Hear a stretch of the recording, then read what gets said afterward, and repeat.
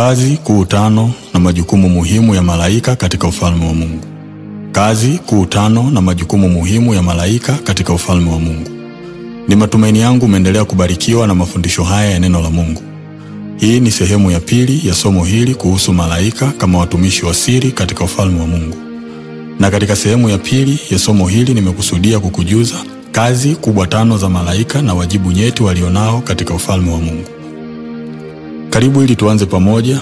Nikukaribishaye tena katika darasa hili ni mimi rafiki yako na mtendakazi katika shamba la Bwana, Mwalimu Emmanuel Mganga. Kazi ya kwanza. Kazi ya kwanza ni kutekeleza na kutimiza hukumu za Mungu. Hii ni kazi ya kwanza na wajibu nyeti walionao malaika kiutekelezaji katika ufalme wa Mungu. Kwa kuhusianisha na kazi hii ya malaika, mtheolojia John Calvin aliwahi kusema, malaika ni watendaji wa huruma na haki ya Mungu. Tukiweka kando maneno ya mtheolojia huyu, maandiko matakatifu yanaeleza kwa ukubwa ya kuwa malaika wanaweza kutumiwa na Mungu kuleta adhabu au hukumu juu ya uovu. Na uthibitisho wa kazi hii ya kutekeleza na kutimiza hukumu za Mungu tunaupata katika kitabu cha Mwanzo sura ya 19 mstari wa 1 hadi wa 13. Sura hii inaeleza habari ya malaika waliotumwa na Mungu kuharibu mji wa Sodoma na Gomora kwa sababu ya dhambi na maasi yaliyokuwa yakimchukiza Mungu. Mbali na kitabu hiki cha Mwanzo, tukiweka kando kitabu hiki cha Mwanzo, mfano wa pili unaoonyesha kazi hii ya malaika tunaupata katika kitabu cha Kutoka sura ya 12, sura inayoeleza pigo la mwisho la Mungu kwa Farao kwa kuwaua wazaliwa wa kwanza wote katika nchi ya Misri. Na hukumu hii au pigo hili la kuwaua wazaliwa wa kwanza katika nchi ya Misri ilifanyika usiku ule kwa mkono wa malaika wa Mungu. Katika upande wa Agano Jipya, kazi hii ya malaika inatajwa katika kitabu cha Matendo ya Mitume sura ya 12 mstari wa 23. Neno la Mungu linaposema, mara malaika wa Bwana akampiga kwa sababu hakumpa Mungu utukufu, akaliwa na chongo, akatokwa na roho. Aliyetumwa na Mungu ili kumuua mfalme Herode kwa sababu alijifananisha na Mungu. Si hivyo tu, bali pia katika kitabu cha mwisho katika upande wa Agano Jipya, yani kitabu cha Ufunuo wa Yohana sura ya 8 na ya 9, inaeleza kwa kina jinsi malaika wa Mungu wanavyotekeleza na kuleta hukumu za Mungu duniani kama sehemu ya wajibu na majukumu yao katika ufalme wa Mungu. Kazi ya pili. Kazi ya pili ya malaika ni kuwasilisha ujumbe wa Mungu kwa wanadamu. Malaika ni wajumbe wa Mungu. Mungu huwatumia malaika kufikisha ujumbe wake kwa wanadamu. Hii ni kazi ya pili na majukumu muhimu waliopewa malaika katika ufalme wa Mungu. Kama vile mtheolojia Agustino wa Hippo alivyowahi kusema, malaika ni jina la utumishi, si asili. Hii inaonyesha kuwa malaika mara nyingi hutumwa na Mungu kupeleka ujumbe maalum kwa watu wake kutoka mbinguni. Na ujumbe huo wa Mungu kupitia malaika unaweza kuwa ni habari njema kama ule aliopewa Bikira Maria na malaika Gabrieli ya kuwa atachukua mimba kwa uwezo wa Roho Mtakatifu na kuzaa mwana atakayewakomboa watu na dhambi zao. Ujumbe wa Mungu unaoletwa na malaika unaweza kuwa ni ujumbe wa tahadhari dhidi ya hatari inayoweza kutokea, kama ule aliopewa Yusufu katika ndoto na malaika wa Bwana ya kuwa akimbilie katika nchi ya Misri na mtoto Yesu kwa sababu ya dhamiri mbaya aliyokuwa nayo mfalme Herode ya kutaka kumwangamiza mtoto kabla ya kulitimiza kusudi na mpango wa Mungu aliotumwa kufanya hapa duniani. Tukiweka kando aina hii ya ujumbe mwingine unaoweza kuletwa na malaika wa Mungu unaweza ukawa ni ujumbe uliobeba maelekezo binafsi ya maisha yako. Je, ulishawahi kupokea ujumbe wenye maelekezo yako binafsi kutoka kwa Mungu ambao Mungu alitumia kuuleta kwako kupitia njia hii ya malaika? Pengine ulishawahi kupewa au kupokea ujumbe huu kwa njia hii pasi na wewe mwenyewe kujua. Ikiwa unao ushuhuda ya kuwa uliwahi kupokea ujumbe wa Mungu kwa njia ya malaika, basi niandikie ushuhuda wako katika moja ya mitandao ya kijamii ninayopatikana kama Mwalimu Emmanuel Mganga. Kazi ya tatu. Kazi ya tatu ya malaika ni ulinzi. Malaika ni walinzi. Watumishi hao wa siri hufanya kazi ya ulinzi kwenye maeneo mawili katika uumbaji wa Mungu. Eneo la kwanza ni mbinguni. Malaika wanatajwa katika Biblia kama walinzi mbinguni. Hili ni jukumu lao walilopewa katika uumbaji, kuilinda enzi ya Mungu. Na uthibitisho wa wajibu huu wa malaika katika kuilinda enzi ya Mungu tunaupata katika kitabu cha Ufunuo wa Yohana sura ya 12 mstari wa 7 hadi wa 8. Neno la Mungu linaposema, kulikuwa na vita mbinguni. Mikaeli na malaika zake wakapigana na yule joka. Yule joka naye akapigana pamoja na malaika zake. Nao hawakushinda, wala mahali pao hapakuonekana tena mbinguni. Andiko hili linatuthibitishia ya kuwa malaika ni walinzi, na katika eneo la kwanza wanalolilinda ni mbinguni. Kwa kuhusianisha na andiko hili, malaika walioamua kumwasi Mungu hawakuweza kufanikiwa kuipindua enzi ya Mungu kwa sababu ya uwepo wa kundi la malaika walinzi waliohakikisha usalama wa enzi ya Mungu. Tukiweka kando kazi na wajibu huu walionao malaika wa kuilinda enzi ya Mungu, eneo la pili ambalo malaika hufanya kazi ya ulinzi ni duniani.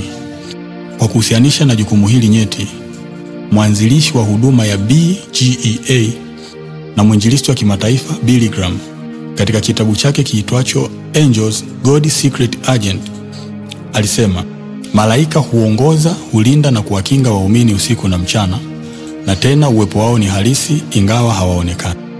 Ndiyo, hapa duniani malaika hufanya kazi ya ulinzi kwa watu wamchao Mungu katika roho na kweli. Ndiyo, kwa hapa duniani malaika hufanya kazi ya ulinzi kwa watu wamchao Mungu katika roho na kweli. Na uthibitisho wa jukumu hili tunaupata katika kitabu cha nabii Danieli sura ya 6 mstari wa 22. Neno la Mungu linaposema, Mungu wangu amemtuma malaika wake, naye ameyafumba makawa ya simba, nao hawakunidhuru, kwa kuwa mbele zake mimi nalionekana kuwa sina hatia, tena mbele yako, mfalme, sikukosa neno. Andiko hili linathibitisha ya kuwa Mungu alimtuma malaika kumlinda Danieli dhidi ya hatari ya simba, kwa sababu Danieli hakuonekana kuwa na hatia mbele za Mungu. Si hivyo tu, hata katika kitabu cha Matendo ya Mitume sura ya 12 mstari wa 7, sura hii inaonyesha jinsi malaika alivyomwokoa Petro kutoka gerezani, na huu ni mfano halisi wa malaika wakitimiza majukumu yao kama walinzi hapa duniani kwa watu wamchao Mungu katika roho na kweli.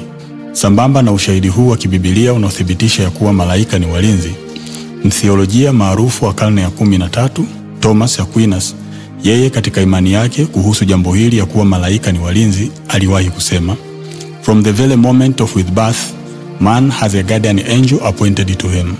Kwa tafasiri sio rasmi sana kwa lugha ya Kiswahili, maneno haya ya mtheolojia huyu maarufu wa karne ya 13 ni sawa na kusema, tangu mtu anapozaliwa huwa anapewa malaika mlinzi wa kumlinda. Kazi ya 4. Kazi ya 4 ya malaika ni kumsifu, kuabudu na kumtukuza Mungu. Kwa mujibu wa maandiko matakatifu, kazi nyingine ya malaika inayotajwa na kuelezwa kwa ushahidi mwingi ni kumsifu, kumwabudu na kumtukuza Mungu. Na malaika hufanya hivi, yani malaika humsifu, humwabudu na kumtukuza Mungu kwa sababu ya uumbaji wake na vitu vyote alivyovifanya kwa mapenzi yake. Hii ni huduma yao ya kiibada wanayoifanya mbinguni. Malaika huchukua nafasi ya juu sana katika kusifu na kumwabudu Mungu. Tena maandiko matakatifu yanawataja ya kuwa humsifu Mungu na kumwabudu usiku na mchana bila kukoma. Kuielewa vema kazi hii ya malaika, soma kitabu cha nabii Isaya sura ya 6 mstari wa 1 hadi wa 3.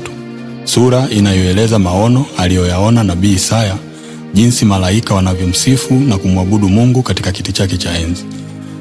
Mbali na kitabu cha nabii Isaya, kazi hii ya malaika pia inatajwa katika kitabu cha Ufunuo wa Yohana sura ya 4 mstari wa 8 hadi wa 11. Sura inayoeleza juu ya ibada inayofanyika na malaika huko mbinguni mbele ya kiti cha enzi cha Mungu. Na lengo la malaika kumsifu na kumtukuza Mungu ni kutangaza utukufu na ukuu wake katika vyote alivyovifanya. Kama malaika wanamsifu na kumwabudu Mungu pasipo kuchoka tena bila kukoma, hili ni jambo la kujifunza sisi kama wanadamu kutoka kwao. Sisi kama wanadamu tulioumbwa kwa sura na mfano wa Mungu, tena tuliokombolewa kwa damu ya thamani, imetupasa si kumsifu Mungu tu na kumwabudu ili tupate baraka, bali kwa sababu Mungu ni mkuu na yeye anastahili kuabudiwa. Kazi ya 5. Kazi ya 5 na ya mwisho ya malaika ni hii. Malaika huwaongoza watu wa Mungu katika njia sahihi wanayoweza kupata na kupokea msaada wa Mungu kwa wakati. Malaika huwaongoza watu wa Mungu katika njia sahihi wanayoweza kupata na kupokea msaada wa Mungu kwa wakati. Kwa kuhusianisha na kazi hii ya malaika, Wayne Grudem, mwandishi wa kitabu kiitwacho Systematic Theology: An Introduction to Biblical Doctrine, akifafanua kuhusu malaika, anasisitiza ya kuwa malaika hutoa mwongozo na msaada wa kiroho ambao unawawezesha watu wa Mungu kutimiza mapenzi ya Mungu katika maisha yao. Kazi moja kuu ya malaika ni kuwaongoza na kuwahudumia wale watakaourithi wokovu, ili wapate msaada wa kiroho, kimwili au kimaisha kutoka kwa Mungu kwa wakati unaofaa. Na uthibitisho wa kazi hii njema ya malaika tunaupata kutoka katika kitabu cha Kutoka sura ya 23 mstari wa 20, neno la Mungu linaposema, "Tazama, mimi natuma malaika aende mbele yako, ili akulinde njiani na kukupeleka mpaka mahali pale nilipokutengenezea." Andiko hili linatuthibitishia ya kuwa Mungu aliwapa wana wa Israeli malaika mlinzi ambaye aliwalinda katika njia yao waliokuwa wakiendea nchi ya ahadi walioahidiwa na Mungu. Pia kitabu cha Mwanzo sura ya 24 mstari wa 7, tunaona malaika akimuongoza moja kati ya mjakazi wa Ibrahim kuelekea katika njia sahihi ili kumtafutia Isaka, mwanamke wa ahadi. Pia kitabu cha Matendo ya Mitume sura ya 8 mstari wa 26, katika sura hii malaika wa Mungu anamuelekeza Filipo kwenda kukutana na towashi wa Kushi kwa wakati sahihi. Towashi aliyekuwa akisoma sehemu ya kitabu cha nabii Isaya, lakini towashi huyu alikuwa haelewi yale yaliyoandikwa yalimaanisha nini. Lakini kwa msaada wa malaika wa Mungu, Filipo aliongozwa hadi kwenda kwenye eneo lililo sahihi ili aweze kumfanyia msaada wa kiroho towashi huyu kuelewa yale yaliyoandikwa katika kitabu cha nabii Isaya alichokuwa akisoma. Ni matumaini yangu umeweza kuelewa vema kazi na majukumu haya matano nyeti walionayo malaika katika ulimwengu wa roho. Karibu na Mungu ndipo siri zake hufunuliwa. Siri ya Bwana iko kwao wamchao. Zaburi ya 25 mstari wa 14. Je, unatamani kujua Biblia inasema nini kuhusu malaika zaidi? Basi nikukaribishe tena mtu wa Mungu kusikiliza sehemu ya 3 inayofuata ya mafundisho haya kuhusu malaika, ambayo imekusudia kukujuza sifa 4 za ajabu zinazotambulisha asili ya malaika. Paka muda na wasaa mwingine, hii ni sauti ya rafiki yako katika Kristo Yesu, Mwalimu Emmanuel Mganga. Basi ikiwa una swali, maoni au ushauri, napatikana katika mitandao ya kijamii kama Mwalimu Emmanuel Mganga. Pia usisahau kusubscribe katika chaneli hii ili uendelee kuwa wa kwanza kupata taarifa ya masomo na vipindi mbalimbali vya mafundisho ya neno la Mungu yatakayokuwa yanaendelea katika chaneli hii. Paka muda na wasaa mwingine, amani ya Bwana iwe pamoja nawe. Mungu akubariki sana.